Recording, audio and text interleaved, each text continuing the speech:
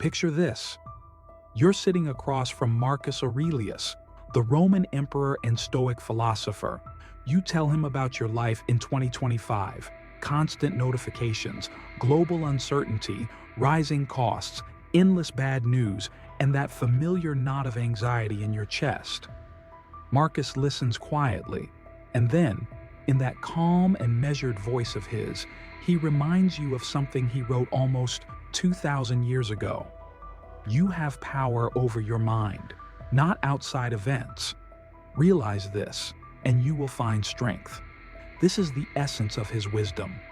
And though the world has changed dramatically since the Roman Empire, the roots of anxiety and the tools to face it remain the same. Marcus Aurelius knew anxiety firsthand.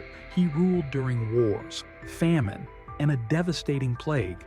He buried children, lost friends, and carried the crushing weight of empire on his shoulders. If Marcus were alive in 2025, he wouldn't dismiss anxiety as weakness.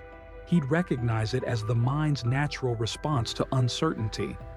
But he'd also remind us, while the causes may change, whether it's barbarians at the gate or bills piling up in your inbox, the way we handle them depends on the same thing: the discipline of the mind.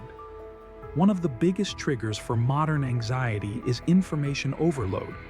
We scroll through endless feeds, soaking up every headline, every tragedy, every outrage. Marcus would say, "The soul becomes dyed with the color of its thoughts." In other words, what you feed your mind will shape your inner world. If you allow yourself to be drenched in negativity and chaos, your spirit will reflect it. For him, the solution would be deliberate filtering. Just as the Romans filtered water, we must filter what we consume, not to ignore the world, but to stay sane enough to act with reason. Much of anxiety isn't about today, it's about tomorrow. The what ifs. What if the economy crashes? What if AI takes my job? What if I fail? Marcus, facing plagues and wars, wrote, "Never let the future disturb you. You will meet it, if you have to, with the same reason you use today." In other words, stop rehearsing disasters that haven't happened. When the future arrives, you'll meet it with the same tools you've always had: your reason, your discipline, your courage. Now imagine Marcus watching us scroll through social media, comparing our lives to filtered snapshots of others. He'd probably sigh and remind us, it is not what happens to you, but how you react to it that matters. He would tell us to stop measuring ourselves by the approval of strangers. Status, followers, likes, these are as fleeting as the cheers of the Roman crowd. What matters is whether we live with integrity, whether we act according to our principles, not whether we shine brighter than someone else. Marcus wasn't just a thinker, he was practical. His private journal, Meditations, is full of exercises for calming the mind. Here's how they translate into 2025. 1. Morning reflection. Each day remind yourself, today I will encounter stress, selfishness, and chaos.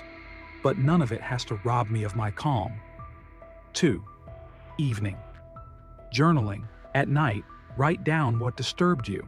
Then ask, was this within my control? If not, why give it power over me? 3. Negative visualization. Imagine losing what you fear most, not to depress yourself, but to break its hold on you. The more you face it in thought, the less it terrifies you in reality. 4. Voluntary discomfort. Choose small hardships on purpose.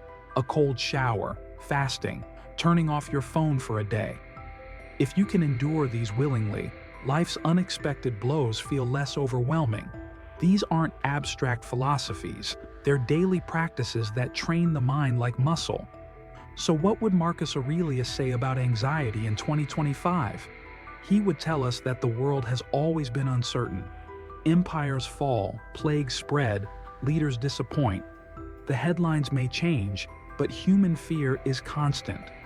And yet, so is the solution: mastering the mind. If he could leave us with one reminder, it would be this: You have power over your mind, not outside events. Realize this, and you will find strength. Anxiety may visit you, but it doesn't have to own you.